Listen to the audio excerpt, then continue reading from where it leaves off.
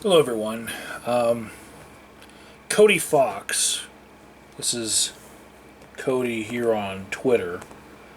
He's a lesser known YouTuber, but he's a YouTuber with a sense of community. He asked me recently my thoughts on Atheism is Unstoppable, AIU,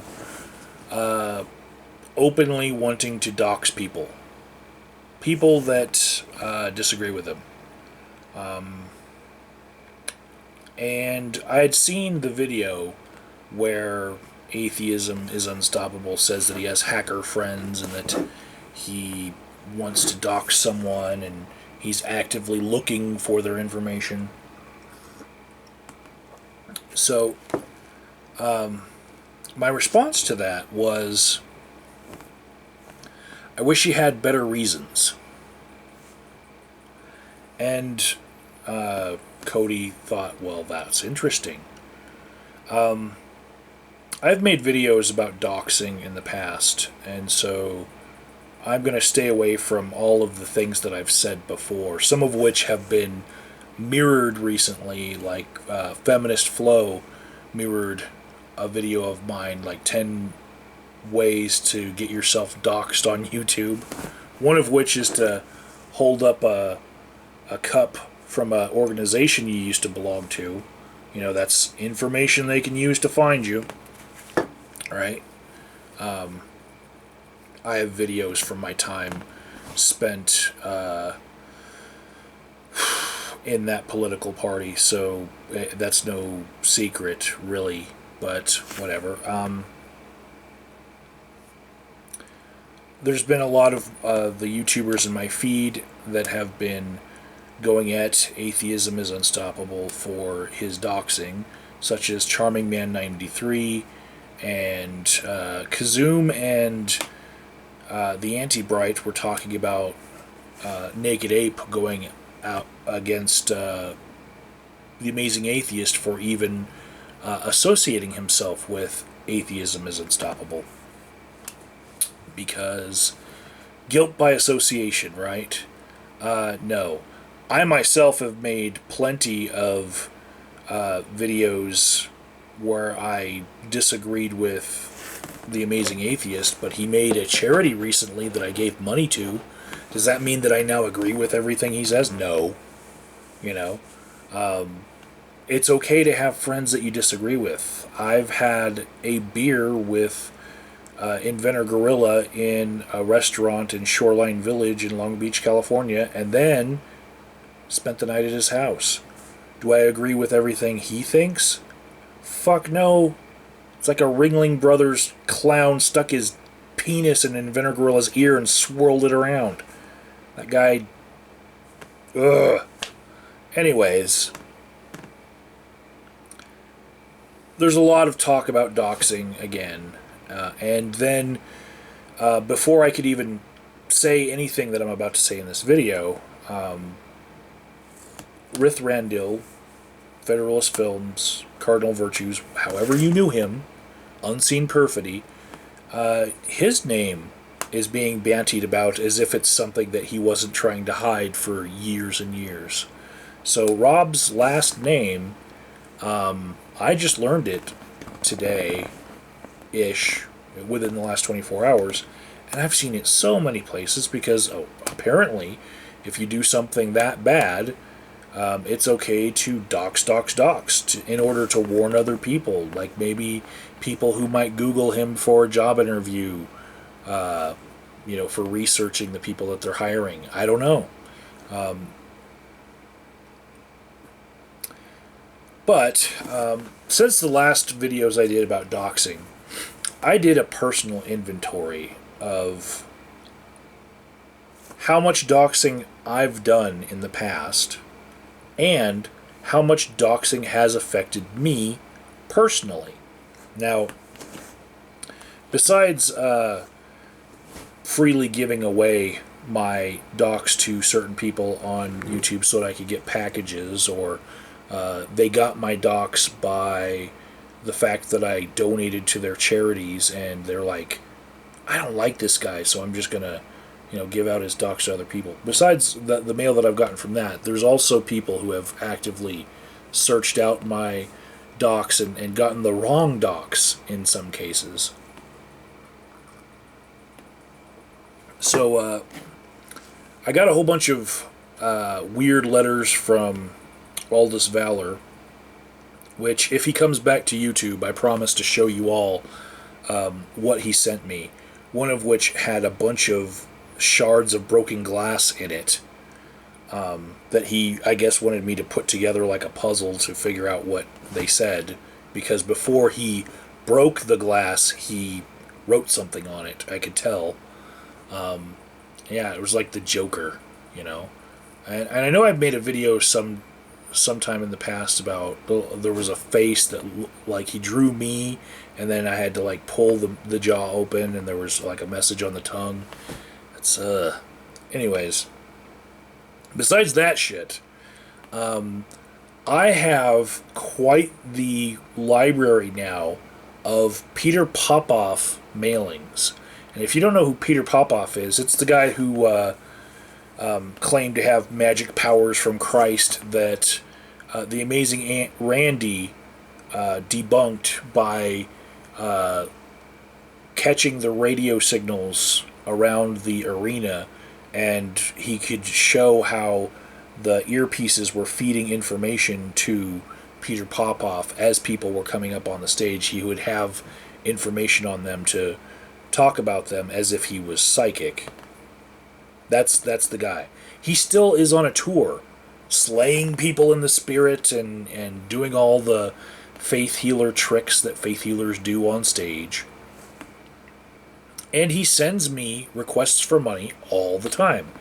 And he must be getting a lot of money from some other motherfucker, because he sent me a lot of mail. It's cost him a lot of money, and I ain't sent him shit. So, for every one sucker he gets that sends him money, that sucker is paying for I don't know how much mail to go out to other suckers, prospective suckers. But I've got a whole stack of Peter Popoff mail that somebody signed me up for because they got my docs and they thought, oh, this would be funny. We'll sign him up for all of the worst Christian bullshit that he could possibly get. And this is going on for 4 or 5 years now. I keep on getting Peter Popoff letters. He'll send me pictures of himself in some holy temple thing, or he'll send a little green piece of cloth and say, rub your sweat on this. I made a video about a prayer rug that you fold out. It's just a piece of fucking paper. Yeah.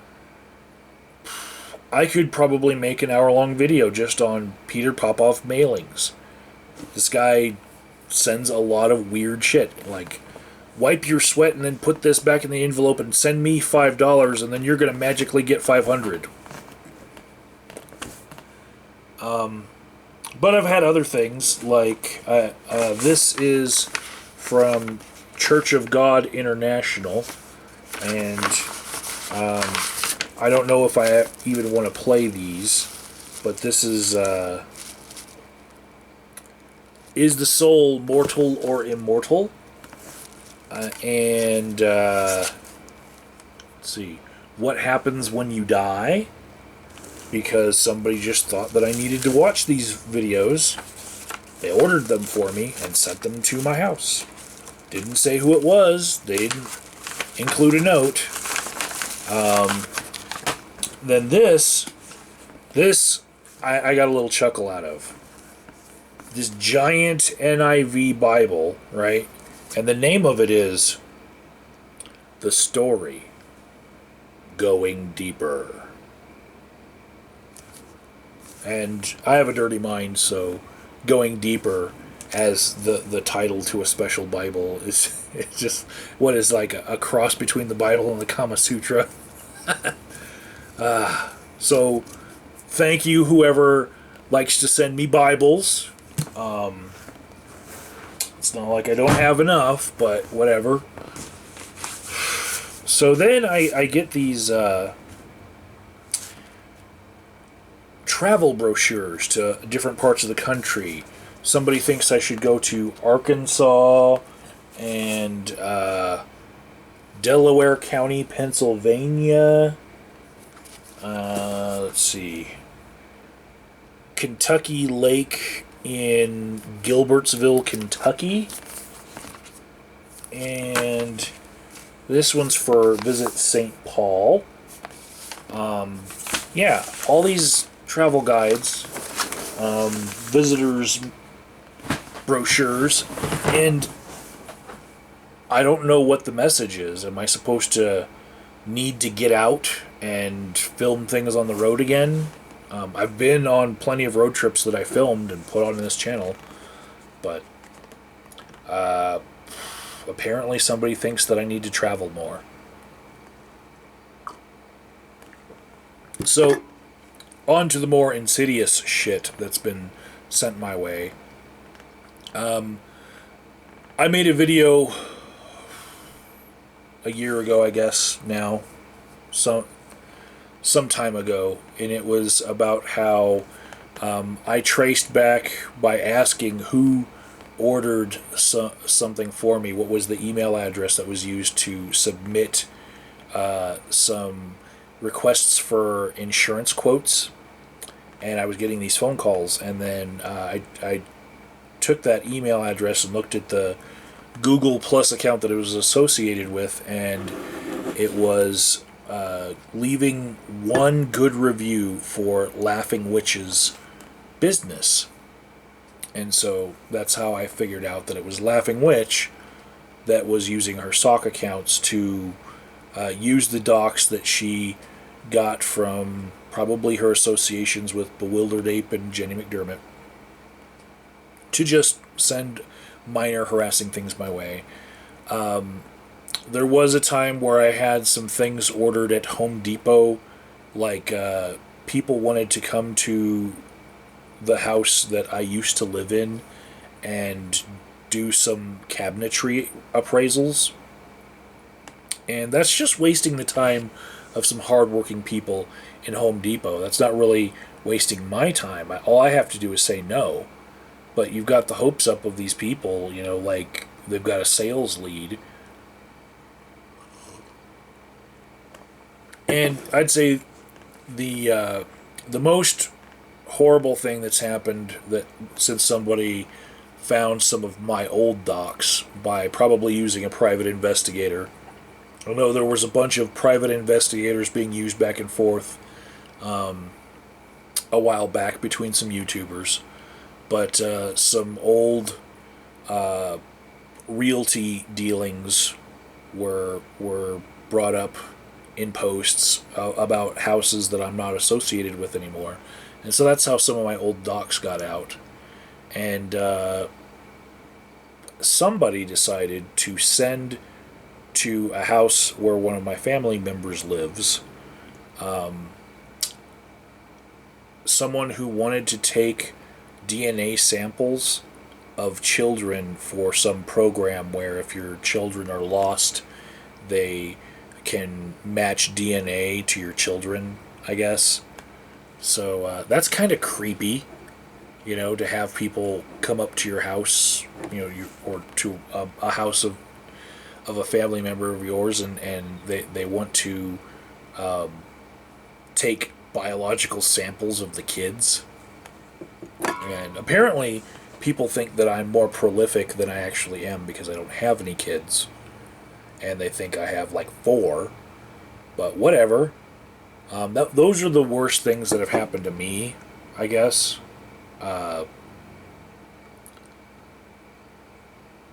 Besides people just throwing my docs out there thinking that it's going to silence me. You know, there's that. But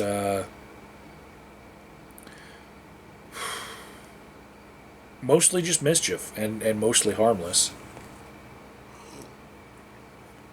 But that's the inventory of what doxing has done to me.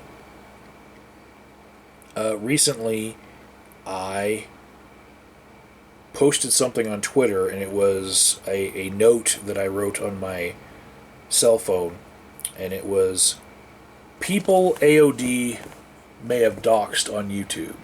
right? That's the title of it. And I put it in categories so it'd be easier to understand.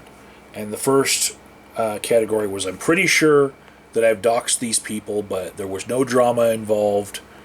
I just, in the course of being a YouTuber, doxed these people pretty innocently. And that was myself and my brother, who you haven't seen much of in the videos on this channel. Maybe one where he ate a ghost pepper, and I filmed it, and one where he thought that Inventor Gorilla was going to mail me a bomb, because back in the day on YouTube, shit was serious when you were arguing about theology, right? So I posted that video because I thought it was hilarious. Yeah, so let's see. Lone Wolf 1351, guy named Ryan. I've filmed a lot outside of his house, and like has been pointed out to other YouTubers, if you film outside of a house and the numbers, for the street numbers, the address are right on the side of the house, you can inadvertently dox someone. Anonymous Houston, who was a faceless YouTuber who would film at Occupy Colorado Springs, and I was also filming for YouTube. And when you have a little camera war, when the two cameras point at each other, you can see who's on the other side, And if this is a YouTuber who never likes to be on camera himself, but likes to have other people on his camera, and likes to film things, well, his likeness was doxed by me. Same thing with CS Action, another YouTuber in the Colorado Springs area. Psychological Cynic. I put a political sign, I believe it was for Rick Santorum, on his car, and then drove away with the camera on his car and didn't blur out his license plate. And also, I was driving down the street where he was parked in front of his house, so you could, by that, have figured out where he lives. He doesn't make that many enemies in the atheist community, which is the harshest as far as what can happen to you if your docs released. But he later went on to talk a lot about MGTOW, which he felt very close to. And then for a while now, his channel has been privated because his employers, he's afraid that they are going to have some more harassment. And so he has that privated for now until he changes jobs. So there's some more doxing stuff that can happen. While Brian J. 1962 and Exiled were staying in my state, I'm pretty sure I doxed what house they were living in by virtue of filming all the fuck around it. Sea Beach, another guy that I'm pretty sure that I have doxed by virtue of filming outside of his house. And many times people have like a very distinctive car that could be in front of their house. Well, there was something else distinctive about the place that I was filming around his house that people could have found very easily, I feel. And so, yeah. But it was innocent. It's not like I maliciously wanted to dox him. It just, we had some good times, and I filmed them and I put them on YouTube. And absent evil people, that's innocent fun that you can have on the internet. You can film outside your front fucking door, If you haven't pissed people off, it's still innocent fun. But as soon as you have people that want to hurt you because you disagreed with them online, heaven for fucking bid, then it becomes a security risk.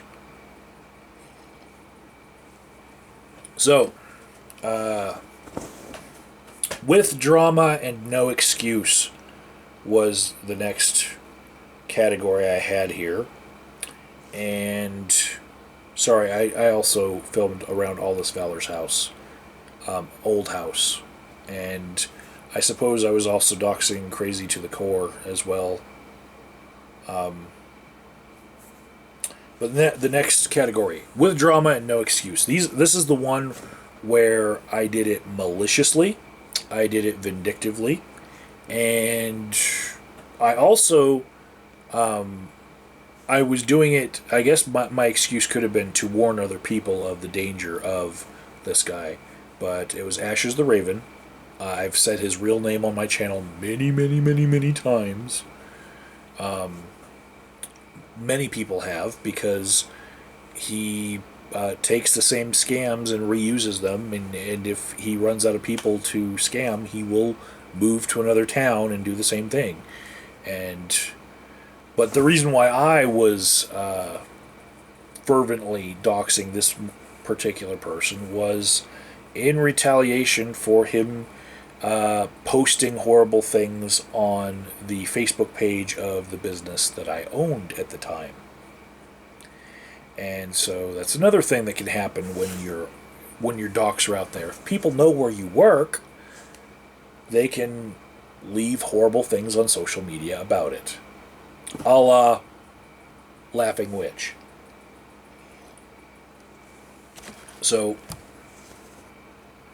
yeah, that was probably, if Ashes the Raven, Josh Clark, and me, and everyone on our respective sides of that just never saw each other, never spoke about each other ever again, probably be a good thing. Twice I have been accused of wrongfully highlighting something. And another way to put that, past what I wrote here, would be signal boosting, right? One was Inventor Gorilla, who made a video and forgot that he had made it and put a whole bunch of personal information in it. And I mentioned that in one of my videos as, no, you're not anonymous. You had this video that you put out. It's still on your channel. And also Pee Wee Burger, Jenny McDermott. She had posted some things in public. She had put herself in the spotlight on Yelp by leaving some reviews to counter the reviews on Laughing Witch's business, and so people just followed her back to her profile, and she had left reviews for other things, and I mentioned those, and yeah, she flipped out, even though I was being cryptic. And the signal boosting thing, it's kind of it's not really a word that's caught on outside of SJW circles, but they feel like that's a form of doxing, or can be. The next is I released the address of Nick Bravo in making a video about how to send him mail in prison.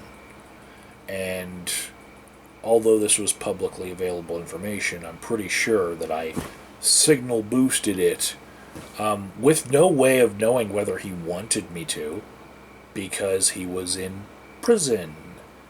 So that probably counts.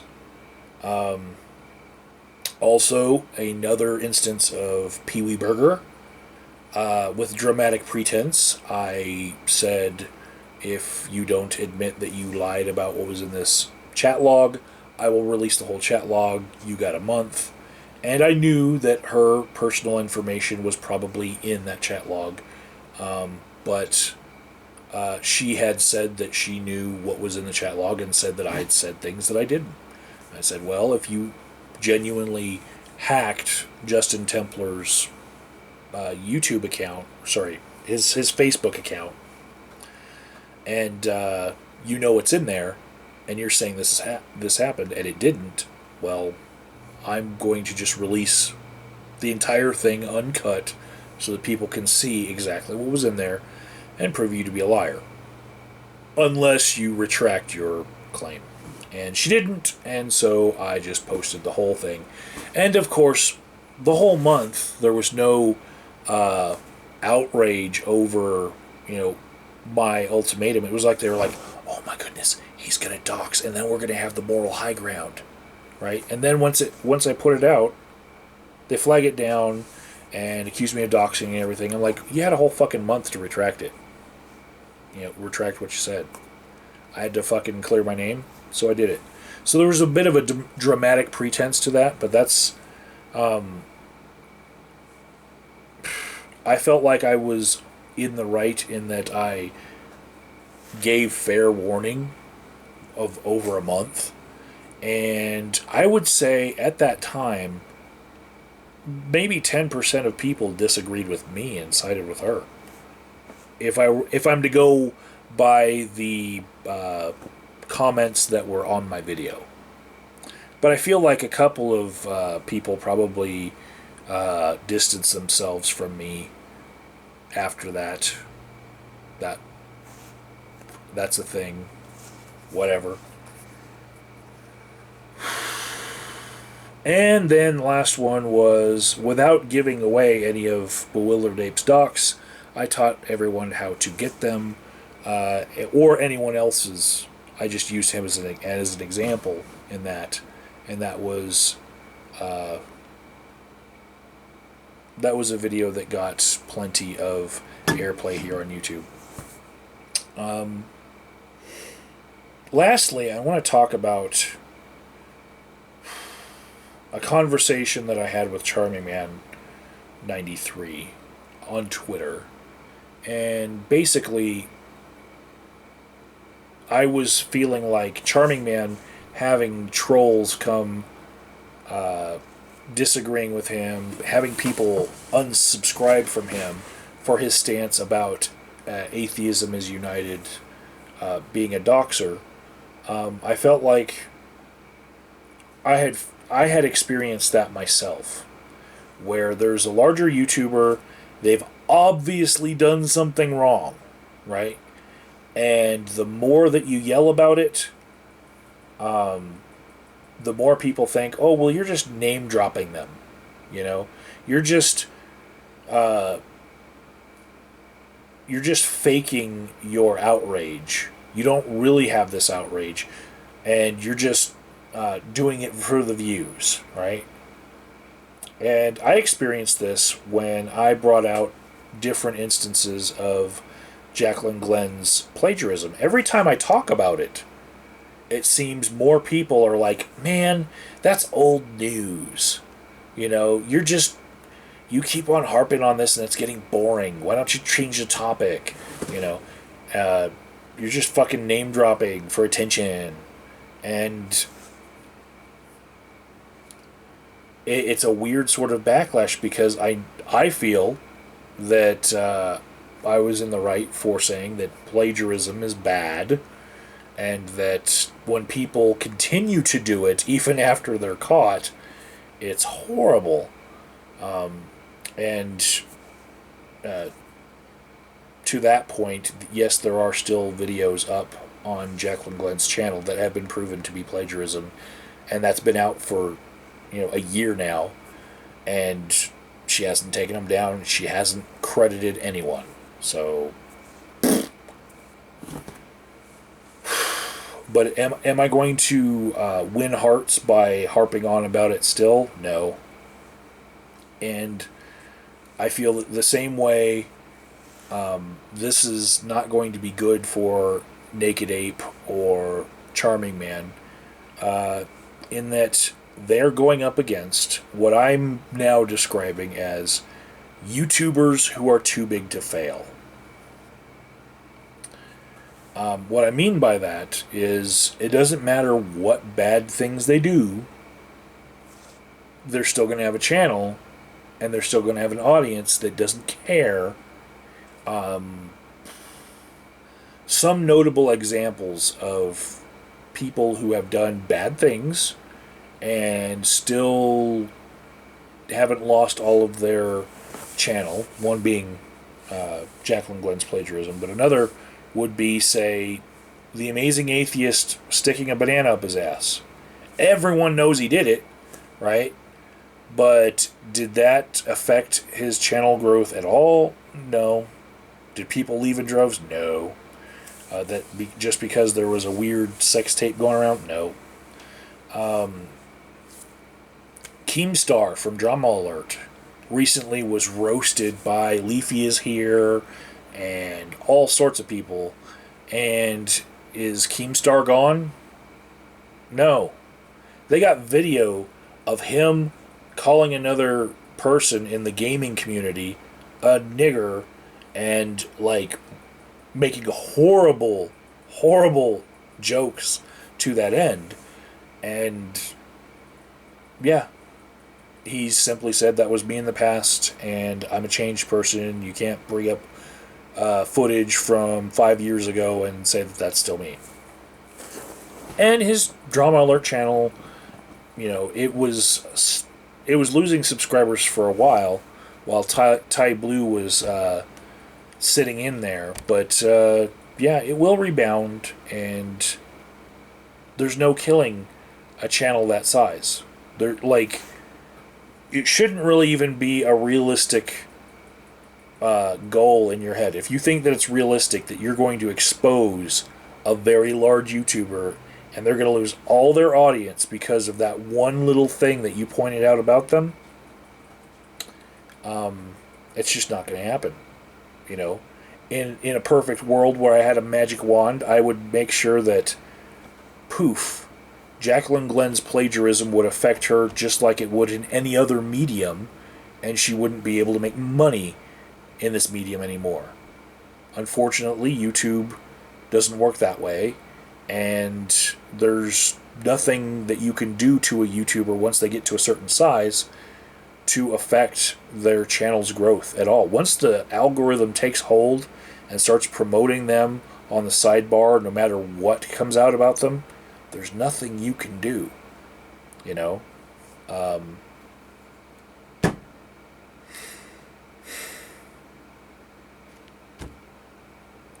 And so it's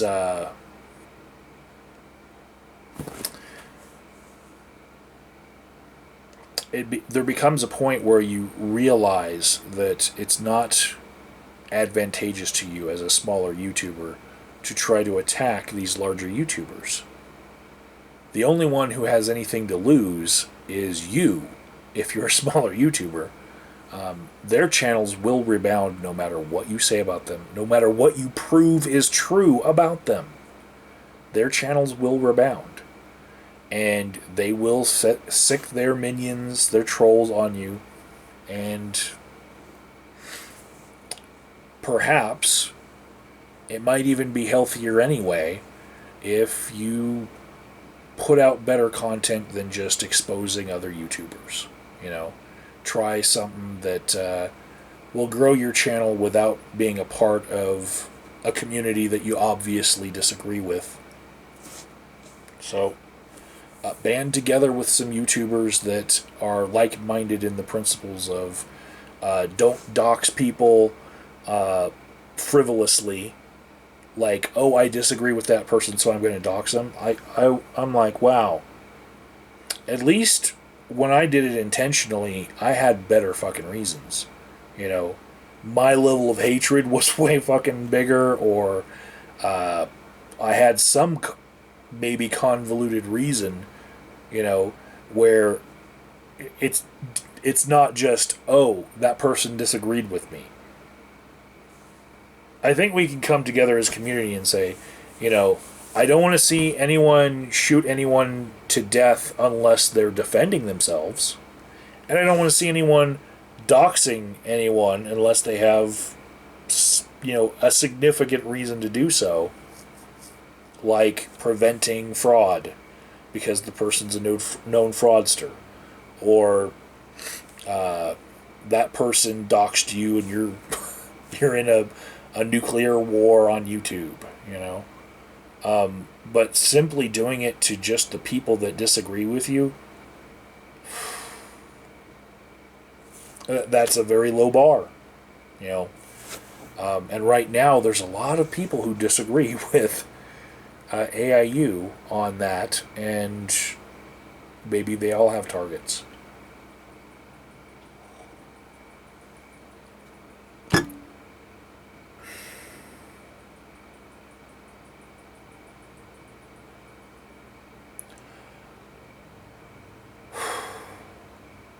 I think that's it for tonight. I'm going to get some sleep. Be back with the weekly flags recap tomorrow, and hopefully it'll be a little less drama filled